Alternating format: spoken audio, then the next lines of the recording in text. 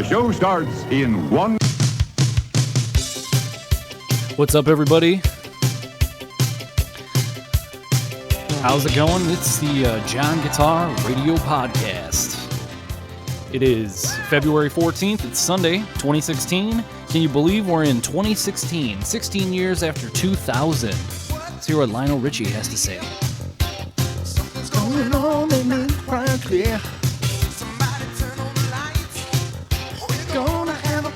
And here's the intro. But this is way more about me realizing that Valentine's Day is a silly holiday. Why are we honoring Cupid? Just a fat flying baby, am I right? Really? Because yesterday you said it was your favorite holiday and you described Cupid as both adorable and within an appropriate weight range. Luckily, I figured out the perfect Valentine's gift to get her. A new boyfriend? Burn! I don't agree with your insult, but I respect it. What up, what up? Guess who's all about VD today? Wait, that sounded really bad. Crap. Why? Don't you just love V-Day? Oh, buddy, you came to the right place, because Dr. Love is in the house. Why do you always have to take it to a sexual plane? Hello? Looks like we both just bought a ticket to the Kiss concert. My tongue's not as long as Gene Simmons, but my penis is even shorter. Dude, I don't know what this is, but now I'm pissed. Well done. Wait, how many teeth do you have? Let me count your teeth. I love that you two are making this Valentine's Day special. We are connected big time. Now listen to that drop. This is the cutest drop in the world. It's Baby Laney.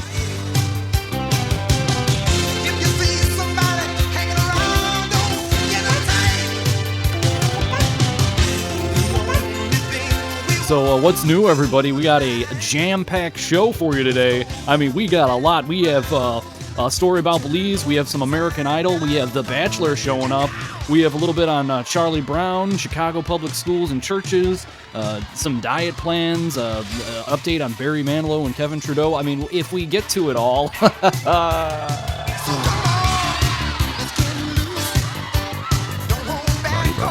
St. John Studios in Belize, Indiana, it's the John Guitar Podcast. Ladies and gentlemen, here is our host, John Guitar. Oh, what a feeling when we're dancing on the ceiling. Oh, what a feeling when we're dancing on the ceiling. Lionel Richie, guys, has had an amazing career, and there was a good time in there from the early 2000s. I was hooked on his music big time. And on an episode of the Goldbergs, they played Hello. So I thought I'd bring some Lionel Richie to the show intro. Hope you guys dig it. Hope you listen to that one. And another song you guys might be familiar with is this one.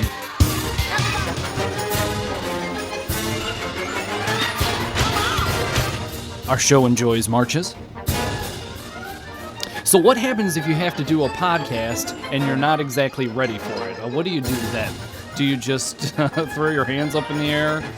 Do you cry? Do you, call the police? I mean, what do you do? And basically, it's nothing you can do. The show must go on, and so you have to go on whether you're ready or not. But here at the John Guitar Show, we take it pretty serious, and that's why we try and get ready for everything that comes our way. And so my wife and the kids are out, and they left the studio all to me, and I've been planning the show for 2 weeks because now we're doing the podcast bi-monthly, twice a month. Because doing it every week is it's tough. And then every 2 weeks, I can pull a lot more material to play you guys. So again, coming up, we have a lot to play. You guys getting your taxes done? I have a little bit on taxes when you come home and catch your parents doing theirs.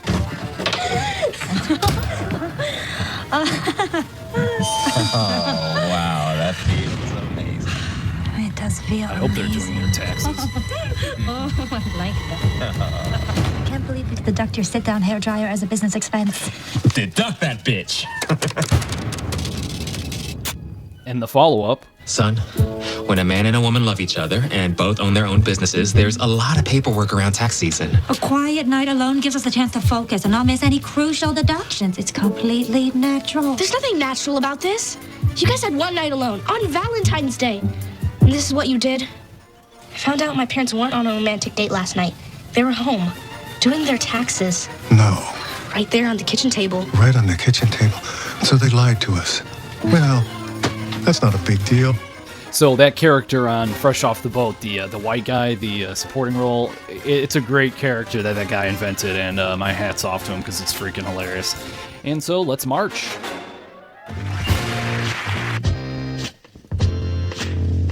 So did you guys catch American Idol at all? There's a singer on American Idol, and I'll give you a little taste. I swear this girl, even though she's white, stood out in of the whole entire cast. And here's the performance we heard. I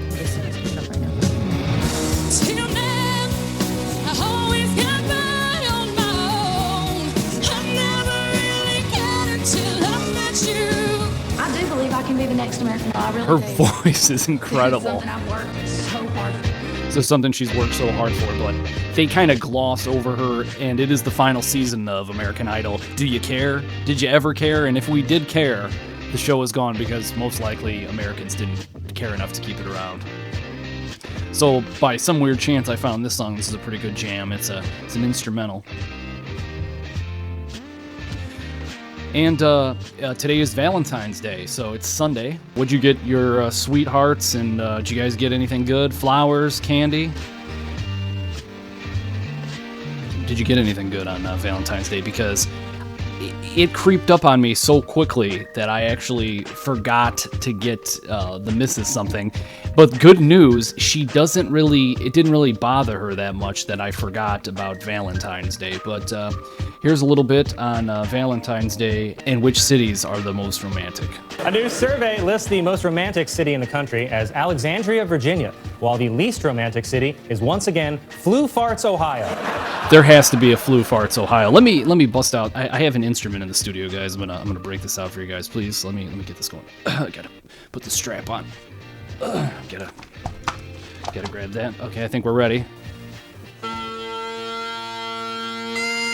I play the bagpipes sometimes, and here's me going with the beat behind me.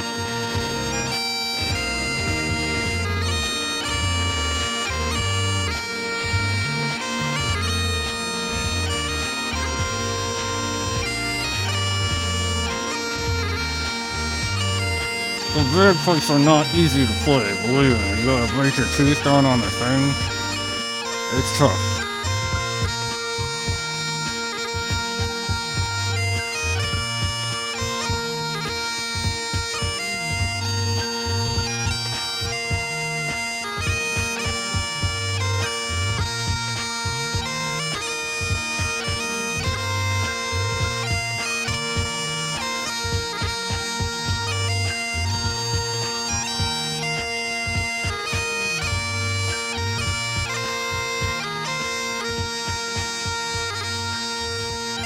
So there's a little bit of a plan.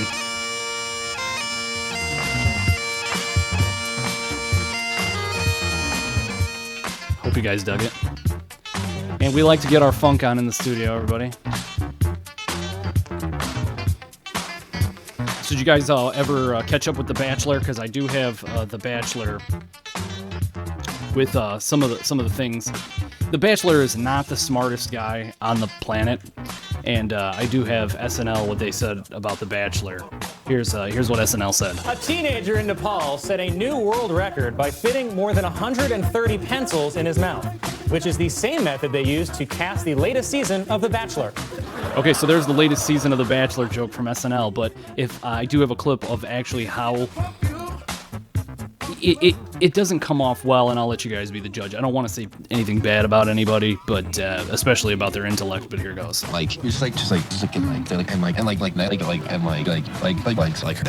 that was from one conversation. Let me clip that. Let me play that one more time.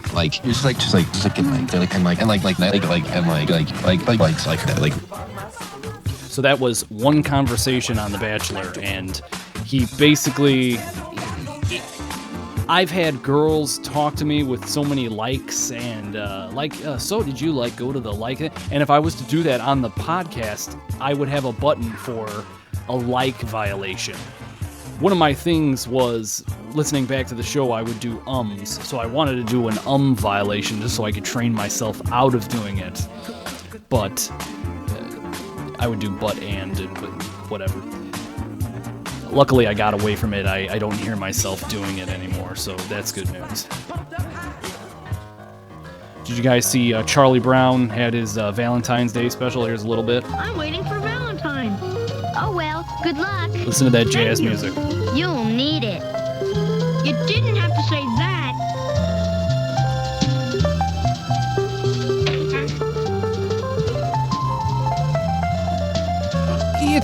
It's not exactly one of the better Charlie Brown specials, but it was cool. I mean, there's a lot of good music and kind of a slower storyline, but the Great Pumpkin's good and the Christmas special's good. And they did a later version of Charlie Brown's Valentine's Day, but that's the classic one with all the kids,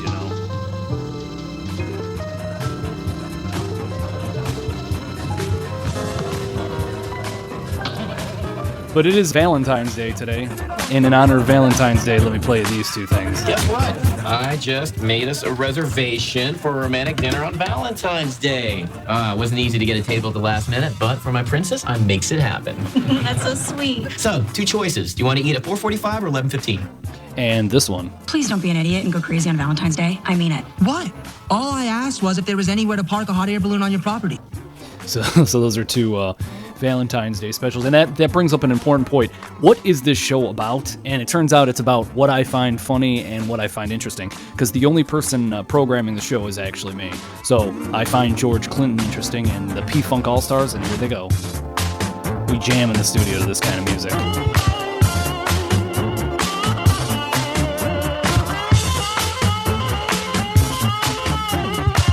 So it is Black History Month this month, and a little bit on that. This week marks the beginning of a lot of white news anchors telling you it's Black History Month. This week marks the beginning of Black History Month. Back to you, Michael. And here's to be continued. I never said, why do people complain so much about Black History Month? It's not like you actually have to do anything. There's no test at the end of it. You don't have to buy us a gift. There's no tree. At the most, you got to sit through a few MLK commercials. And who is so racist that when they watch 30 seconds of I Have a Dream, they're thinking, play a white speech? And finally. By the way, this year is a leap year, so there's an extra day of Black History Month, and I'm going to use it to honor the 29th most important black person in history, Scottie Pippen. And those guys from the 93 Bulls, guys, that 90, 91, 92, 93, they got it made. I mean, they're in the shoes, they're in underwear, they're in everything. I mean, they were rolling in cash. Space Jam, and we jam right now. Pimping it up, pumping it up.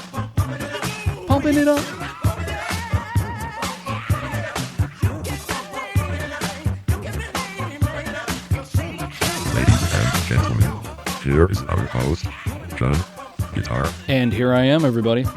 I'm pimping it up. So, as you guys know, in January 1st, we had our daughter. And now I have 2 daughters, and I have a little bit on the way that the older daughter sees the younger one. My baby sister, she's made things different. And boy, was it different at the beginning. With me, 'cause she is my best friend. I wanna play with my sister all day. That's the way it's going to be when the baby's old enough to actually do something besides cry, eat, sleep, and blah, you know. Play with my sister all day. She is my best friend. We'll always have such a great time. So everyone is out of the house, and I am having an emotional moment, everybody.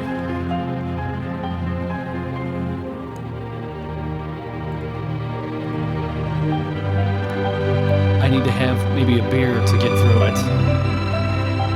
Cue the music.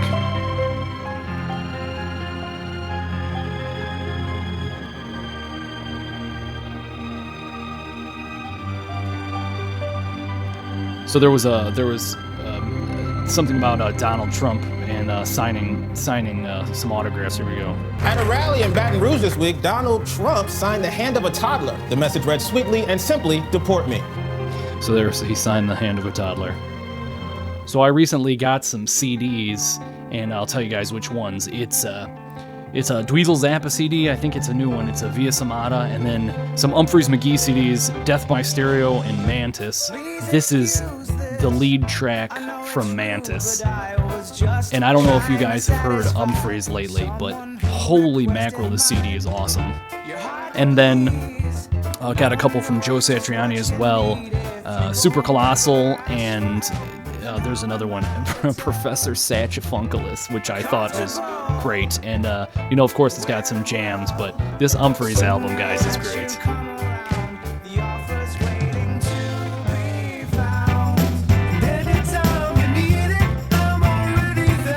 Waiting, it's yours is mine, but you're inclined to hesitate to try.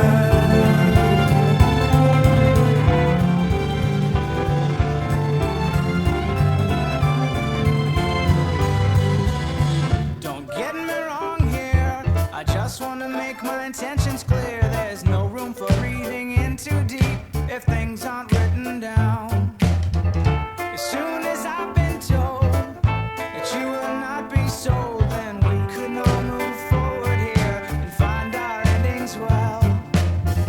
You need a break. So did you guys see Lady Gaga saying at the Super Bowl? I was going to play you guys the Chris Martin Beyonce thing, but that, everybody saw that. But not everybody saw the Lady Gaga, and I wanted to listen to it, so here goes.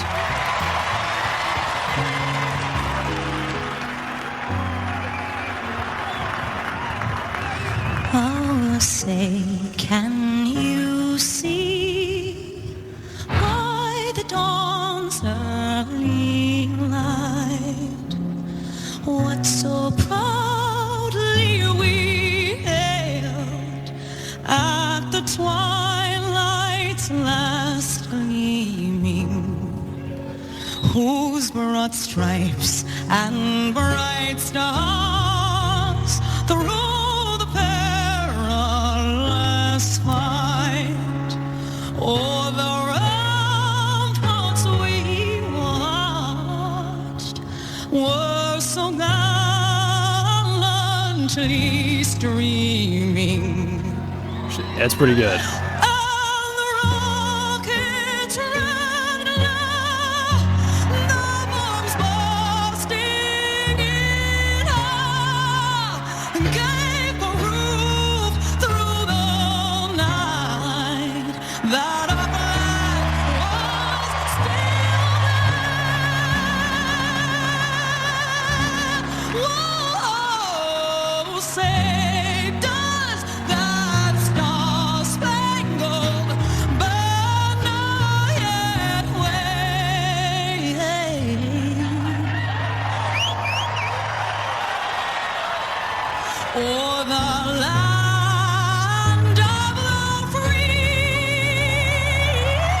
It's pretty good.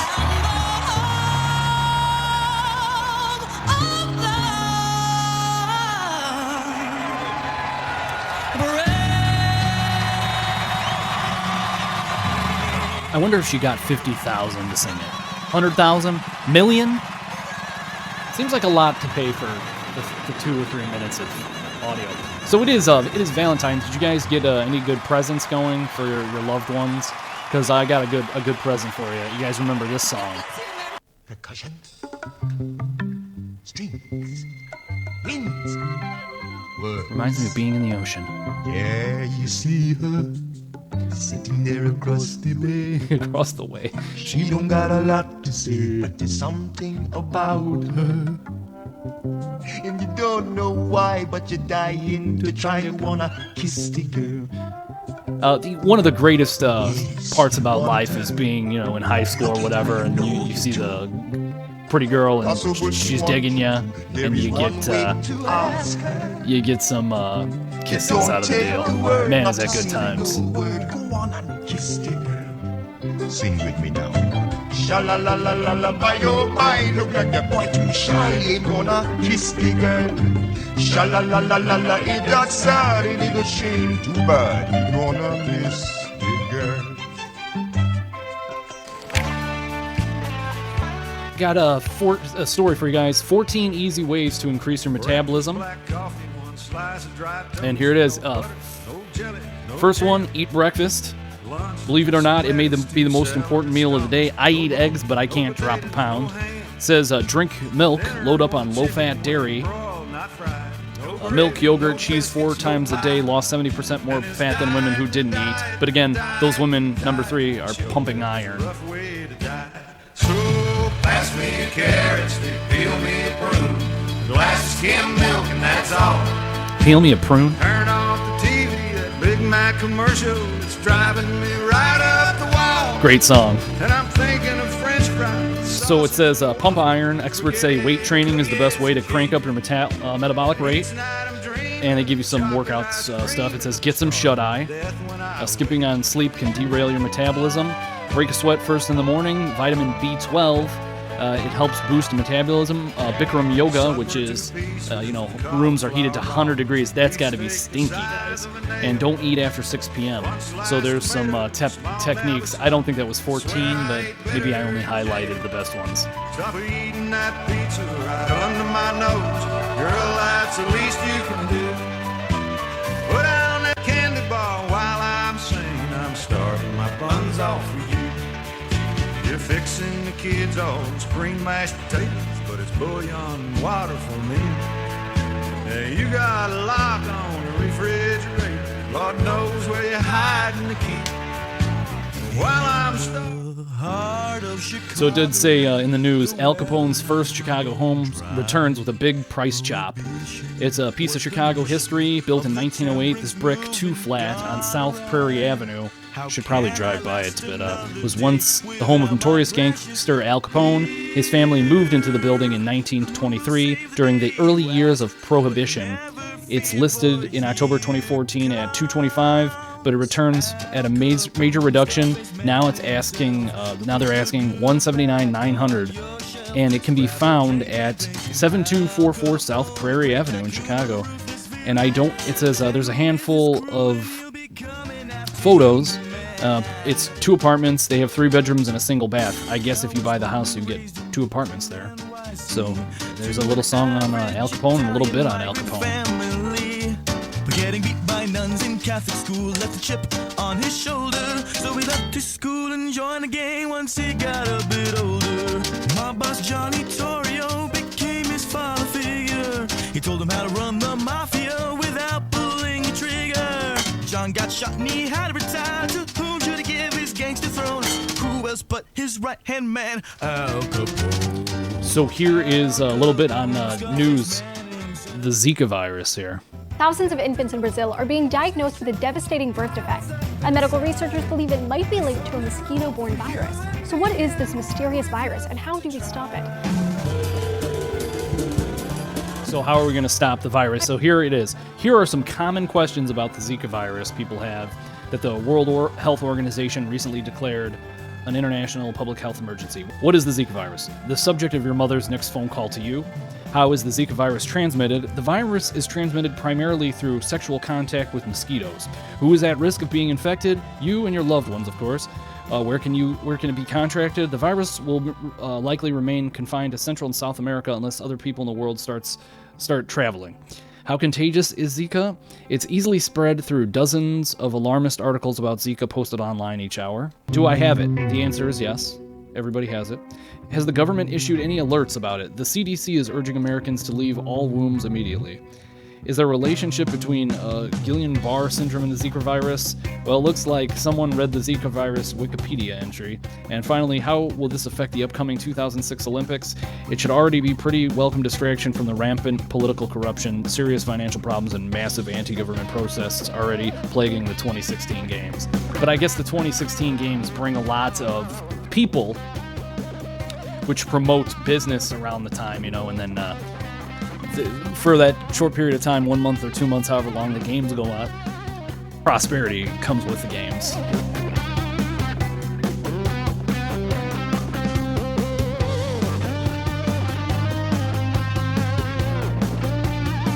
So there's a little bit on the Zika virus.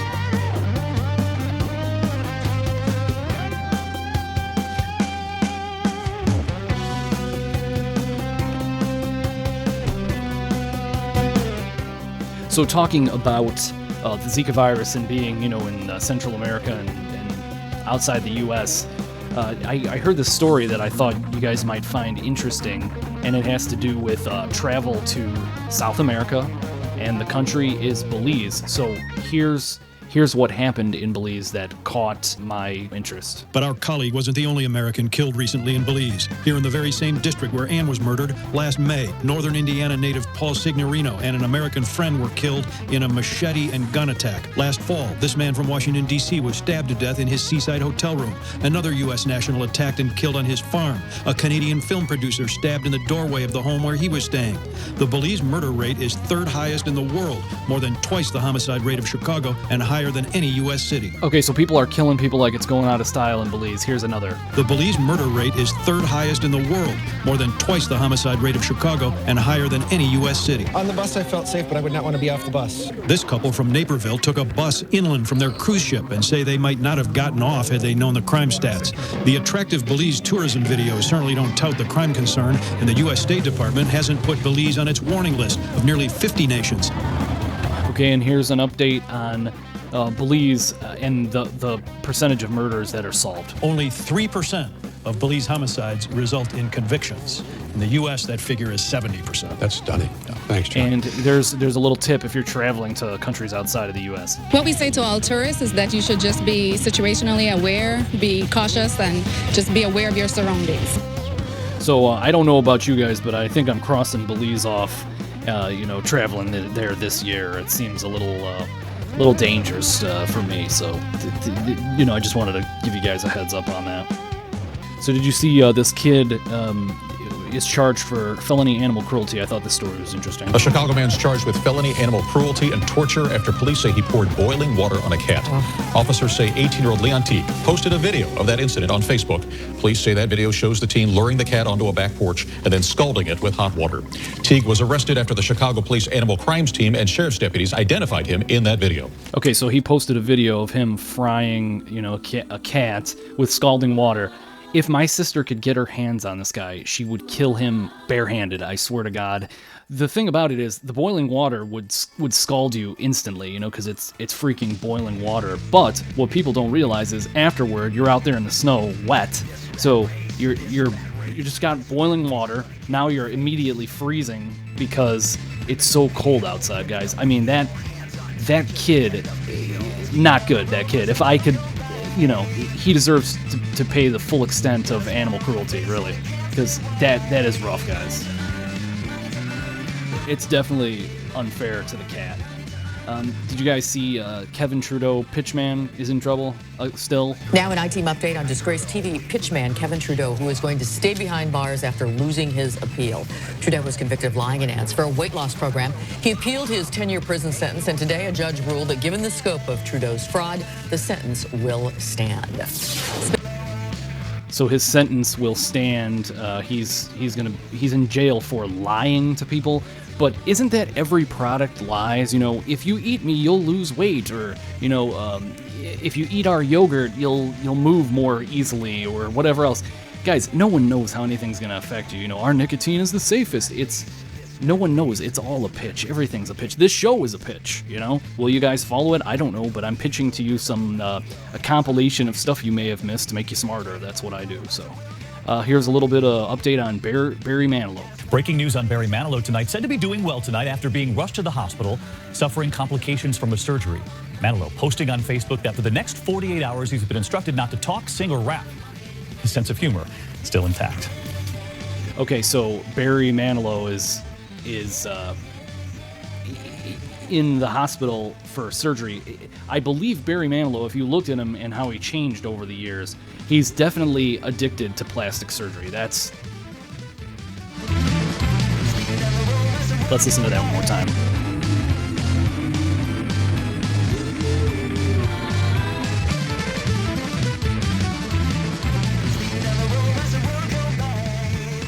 He's addicted to plastic surgery, and he's totally changed over the years, guys.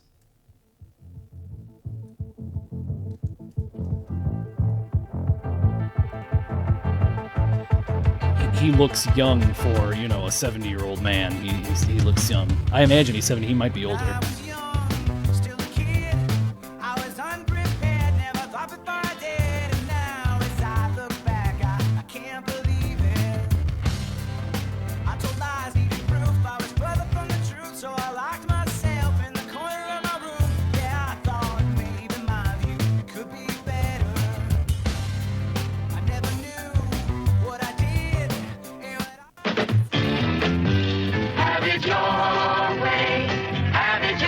So did you guys see that Burger King will serve hot dogs at their stores? 2 Whoppers, 2 Whopper Juniors, and 4 Coca-Cola. And would I have to wait long if you made 1 Whopper with no pickle and no lettuce? No, sir. Hold the pickle, hold the lettuce. Special orders don't upset us. All we ask is that you let us serve it your way. Oh, well, in that case, could I have the other Whopper with extra ketchup? Sure. It was a different time back in the 70s, guys. But yes, they're going to be serving hot dogs on February 23rd at pretty much all their stores. So you can pick up hot dogs at Burger King if you want. So there you go, H-Dog restaurants and any other restaurants that serve hot dogs. I'll bet you their hot dogs are good, guys. But the Whopper is incredible. Can't eat it all the time, but man, is it good. Talked about Al Capone having his home for sale, but in addition, I got it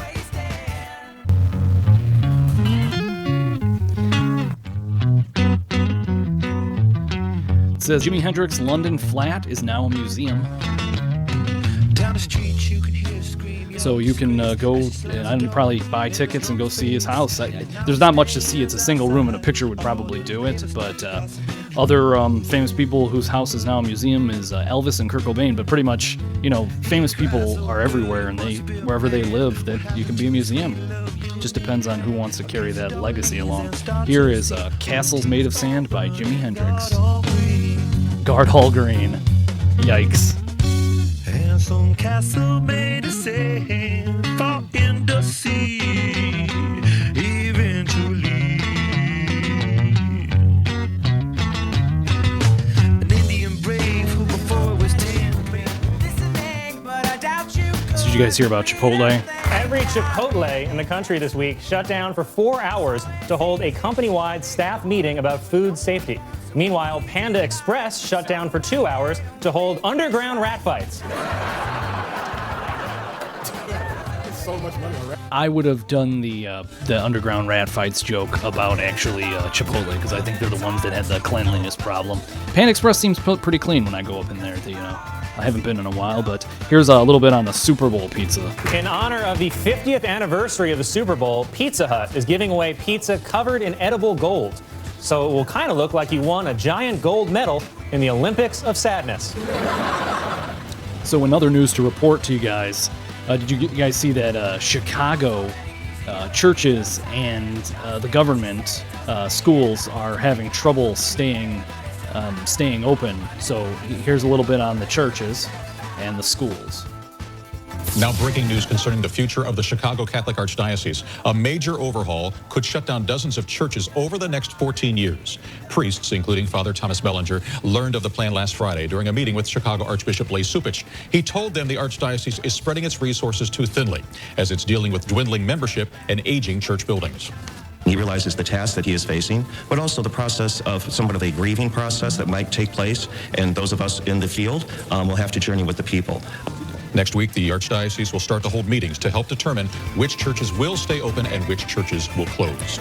And it's interesting because young people, I find that most young people that I know don't necessarily go to church, so it seems to be going away. I know all my guy friends don't necessarily go to church. They may believe in God, but they do not go to church. Here's a little bit on the Chicago public schools. Chicago public school system still looking for answers to its financial crisis. No state budget means no money from Springfield, and CPS has been forced to borrow money at very high interest rates. So now city officials are refusing to rule out the possibility of filing a lawsuit to force the state to help out. So they're going to force the state to help out the Chicago public schools rather than, lay off union teachers and stuff. It's what a debacle, guys. There's not enough money to go around to pay for everybody. It's pretty scary out there. It's bleak. There's going to have to be new careers, new opportunities for people, and there's going to have to be people that actually want to work. It does seem it's going to be troubling times. I imagine a lot of homeless people and the prices of everything are going to have to come down to make it more affordable for people who can't quite get there. I know, Mary and I basically break even. It's a tough one, guys. So who else is in debt? It shows Kanye West is in debt $53 million. Okay, I didn't want to play you too much on Kanye because I don't find him interesting, and it's not what this show is about necessarily. I find him to be I find some of the things he's done questionable. You know, he's not my favorite guy to talk about. In other news, it says women may find it attractive if guys let them know here on this Valentine's Day that they are volunteering and maybe helping older people. I have a little bit of news from The Onion besides that piece on the Zika virus I read. It says Nicoderm is issuing nicotine patches, eye patches. The nicotine is released through the optic nerve. You can wear it on the right eye or left eye. They recommend not wearing more than one at a time. And side effects are going to be trouble sleeping, burning at the application site, and poor depth perception. So, but nicotine patches are coming for the eye socket. So look for those in 2016. It says Sirhan is denied parole. He's 71 and he's responsible for the death of Robert Kennedy. I guess he shot him, and at 71 they're not letting him go. And finally, the Oregon standoff is over after 41 days, and I just pointed this out to my mom. The ranchers were protesting so that the government would give them what they wanted, but it turns out the government came there with the military, and the military sided with the government, and these guys were forced to give up and were arrested for this protest they did. And basically, we all lost. Everybody. America was protesting with the ranchers because those ranchers were sticking up for the way things used to be. The government came in and said it's not going to be this way any longer, and they took them over. And everyone in the world should have been out there with those ranchers, and we're such wimps, guys. If we lose our guns, it's only going to be our faults, and then we're going to be in big trouble. So, good one, America. So we've made pretty good time on the show.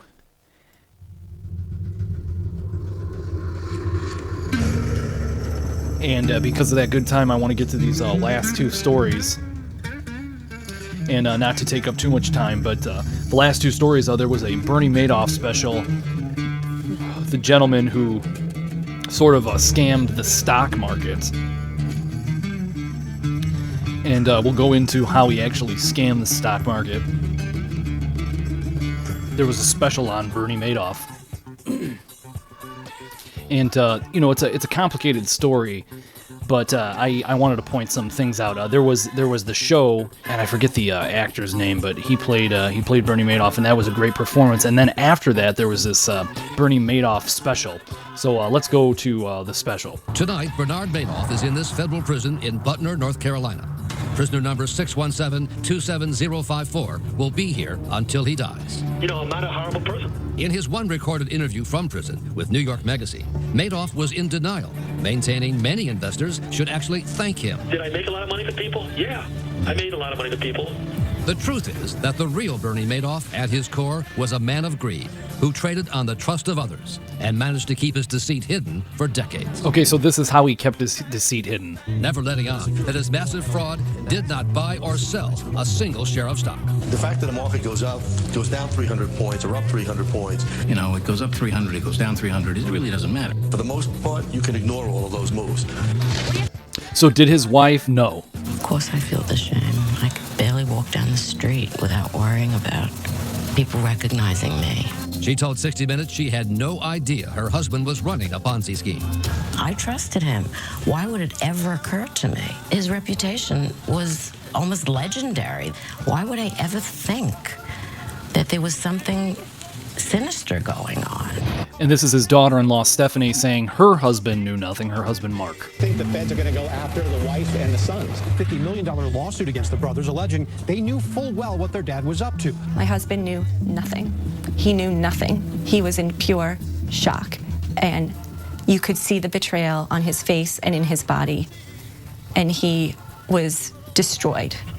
And here's how she felt about her husband. He was just a genuinely This nice, is Bernie Madoff's son. Sweet, sensitive, handsome man. Okay, so he was a handsome man, and basically, here's what happened where Mark Madoff's downfall came from. Both his sons cut off contact with their father, as Stephanie told us in 2011. He was so furious with Bernie that he didn't want to talk to him ever again. And when Ruth decided to stick by her husband, that loyalty was a betrayal to Mark. He was very conflicted when it came to his mom. He couldn't bring himself to see her because he couldn't understand how she could continuously stand by this man who ruined so many lives. And here is why they didn't know anything. He and his brother sat next to each other for nearly 20 years on a trading desk, building a legitimate business. He saw his brother every day. Mark saw his They became brother. increasingly resentful that their father refused to involve them in the lucrative investment business he ran separately on the 17th floor. And it was hurtful to Mark because Mark had built a very successful business on his own, and he couldn't understand why his dad wouldn't teach him his business. That obsessive secrecy sparked tension between father and son. I remember several times Mark would come home late from work and be really upset because he had just had a big fight with his dad. And I would say, what was the fight about? And every single fight was about the same thing. He said to me, Stephanie, I don't have any clue what my father does. I just want to know what happens if he dies, what I'm supposed to do. And Bernie would always say the same thing. You do your job and I'll do mine.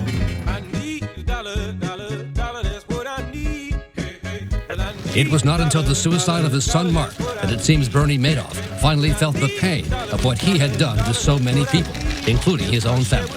I cried for well over 2 weeks, after he died. I appeared to my husband probably about certain things, and I think it was fine today. I don't suffer. Trust me, I'm not okay. It never will be. So here's a clip of Stephanie talking about her husband Mark's suicide. After months of struggling with anxiety and depression, he tried to commit suicide, leaving these bitter words for his father. Now you know how you have destroyed the lives of your sons by your life of deceit. That failed suicide attempt was a turning point for Mark and Stephanie. We made a commitment to each other again. This was not going to rule our lives anymore. For a while, it seemed that life was slowly going back to normal. Stephanie, now a mother of 2, was studying to become a family counselor. Mark got a job working for a real estate newspaper. This goes on for a He while. would come home from work every day happy. And it was the Mark I knew. I was getting him back. He wasn't being brought down by all this crap that had been thrown his way. But on the 2nd anniversary of the arrest, a devastating turn. Stephanie was on a trip with her mother and 4-year-old daughter. I got a text from Mark saying that the trustee had just sued my 4.5-year-old daughter for $11,000 that Bernie and Ruth had gifted her. This is the And $11,000 that was furious. rough. I was furious for, that moment being ruined for me yet again by what Bernie Madoff had done. Mark was completely unhinged by the lawsuit. I saw my husband fall down that same rabbit hole again. I texted him, enough of this. You have to stop letting them beat you up. I can't take this anymore. Neither could Mark.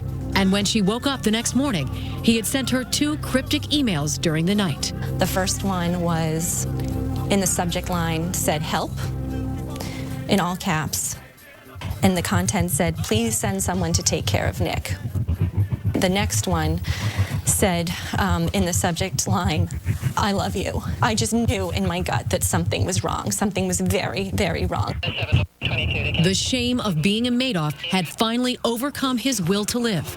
With his 2-year-old son Nick in the next room, he hanged himself from a beam in the apartment. I had such rage. I had such anger in that moment, such anger at Bernie Madoff, such anger at Ruth Madoff, and such anger at my husband at that time for leaving me. Mark left no farewell note for his parents. My husband felt very abandoned by his mom, and he just never got over the fact that she chose Bernie Madoff over her son. And here's where the daughter-in-law says her true feelings about Bernie Madoff. Have I forgiven yet? No. I hate Bernie Madoff. If I saw Bernie Madoff right now, I would tell him that I hold him fully responsible for killing my husband, and I'd spit in his face. There you go. So there's the Bernie Madoff special in case you missed it. There's a wrap-up. And both sons are dead. One of cancer, one of suicide. The mom sort of lives alone on a meager $2 million, which they gave her, which is kind of a nice severance. And then Bernie Madoff is in jail forever. So, I guess the name lives on with that gentleman's son, but everybody would do differently in that situation. It wasn't good. It was not easy for his sons by any means. And my heart goes out to their family. The John Guitar Podcast heart goes out to their family. Here's our heart beating to their family. And finally, in the news, guys, here it is. A riveting story came on regarding the Columbine shooting, and they did an interview with, it was either 2020 or Dateline or something, did an interview with Sue Klebold, who is Dylan Klebold's mom, who was responsible for Columbine. And so I'm going to take you guys to that. So here we go. Here's sort of an intro to this special. Look at a kind of class picture. Can you pick out which ones will grow up to be school shooters? Almost 2/3 will be from two-parent homes. Nearly half of the kids will do well in school. 73% of them will never have been arrested before. And yet every child you see here will become a school shooter. In total, murdering 67 people. The child in this picture is Dylan Klebold. And here's his mom saying she didn't realize the signs. I think we like to believe that our love and our understanding is protective, and that if anything were wrong with my kids, I would know. But I didn't know. And I wasn't able to stop his hurting other people, and I wasn't able to stop his hurting himself. And it's very hard to live with that. And here she is apologizing for it. For the families of 13 people who died and 24 people who were injured, most of them children. Yes. What is it you want to say to them?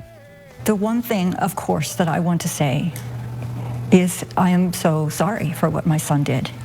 Yet I know that just saying I'm sorry is such an inadequate response to all this suffering. There's never a day that goes by where I don't think of the people that Dylan harmed. And I use the word harmed. Harmed. I think it's easier for me to say harmed than killed. And it's still hard for me after all this time. The question was, what was he hiding? Sue Klebold says he was easily embarrassed, tearful and hard on himself if he made a mistake. He's shy heading into adolescence. He talked about looking weird. And he was a tall, gawky kid with glasses. But he has friends, goes out to parties, Friday night bowling. She says some of his friends decide it's cool to look different from the jocks. They buy long black coats. But didn't you wonder why he wanted a trench coat? What was that about? Well, I was the kind of kid who loved to look different. I mean, I was an art major. She says she does notice something, that Dylan seems to be losing interest in good grades. He builds his own computer and spends more time alone in his room. And sometimes he's moody and irritable. But she now says, as she looks back over her life, she is making a big mistake.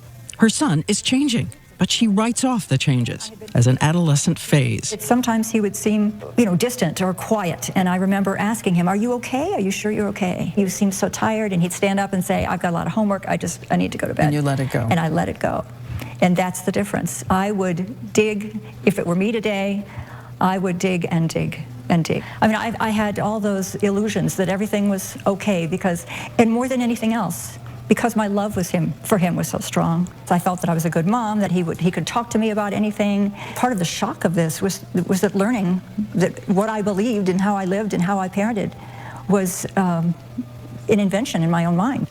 So here's what she wrote about in her journal about those months. Things have been really happy this summer. Dylan is yucking it up, having a great time with friends. She has no idea her 15-year-old son has begun a secret journal of his own. And his first entry is this: thinking of suicide. I hate my life. I want to die. I have a nice family, good house, couple of good friends, no girls. Nobody accepting me, even though I want to be accepted. He plays the Nine Inch Nails song Hurt and makes a list of all the people he loves who will never love him back. Dylan? You can see him in this video, his junior year at Columbine. He seems self-conscious, a little wistful, but talks about the future, the classes he'll take to help get into college. So you get better chances after high school as far as college goes? Maybe a scholarship? Okay, let me ask you this. Are you an independent learner or group learner? Probably independent. Here's a little bit on their final morning together. We all got up very early. I hear him bounding down the stairs past our bedroom door and really going quickly and heavily out the door, as if he were late. And I yelled, Dill, and he yelled, bye.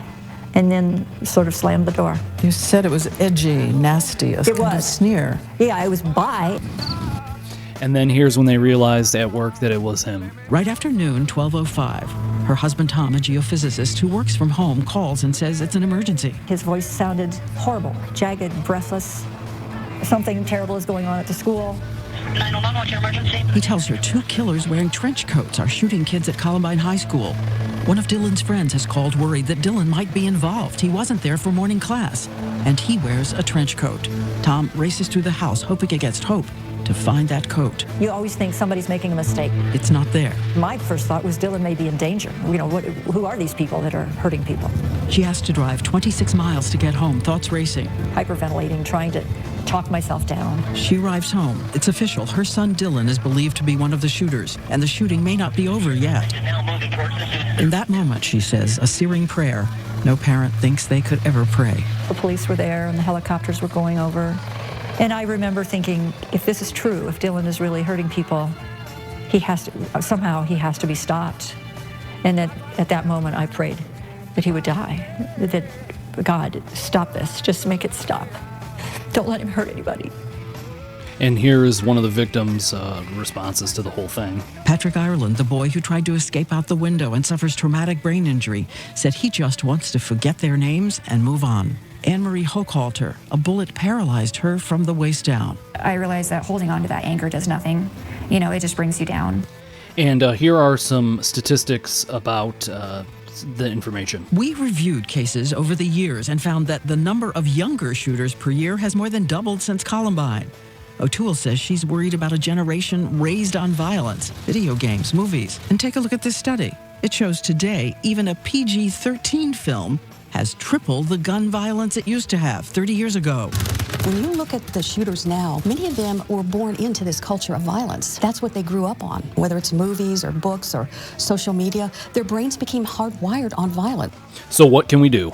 So what can we do about the shooting at schools? Mary Ellen O'Toole wrote the nation's manual on how to prevent them through what's called threat assessment. And as we said, since 79 have been thwarted, prevention can work, but how? In dozens of cases, it is fellow students who've overheard something tipped off authorities, who act as a team to assess the seriousness. We could be having a very different news conference today had this plan gone through. In other cases, they are complete strangers who act on intuition. A clerk developing pictures at a drugstore. There's pipe bombs with nails to them. Police went to a home and found a vast arsenal of weapons and explosives and a mention of Columbine.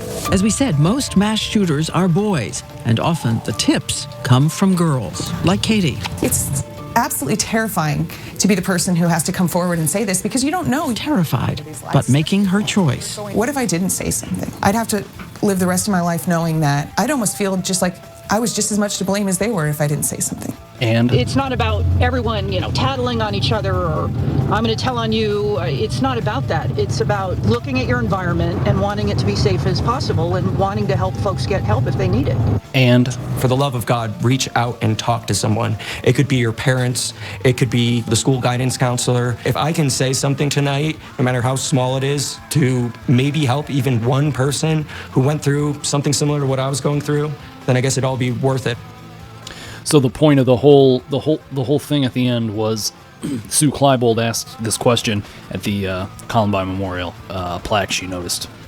It brought a nation to its knees. What have we learned? It's the Columbine Memorial. So it's the Columbine Memorial. What have we learned, huh? And if that's not moving, I don't know what is. And I was in high school when the Columbine thing was going on. And I felt much different about it then than I do now. And I just want to tell everybody, most likely, for the most part, you're going to grow out of the way you feel today. You're just going to grow out of it. So I hope that provides you a solace not to make any goofy decisions tomorrow, because you will definitely grow out of it for sure. Have a party tonight. You knew what you were getting into when you asked me to marry you. Emma's dad is Ross Kirkland? Yeah, and he hates you. To be fair, a lot of people hate me. And I'm starting to understand why. Please make this in. Listen to Lainey.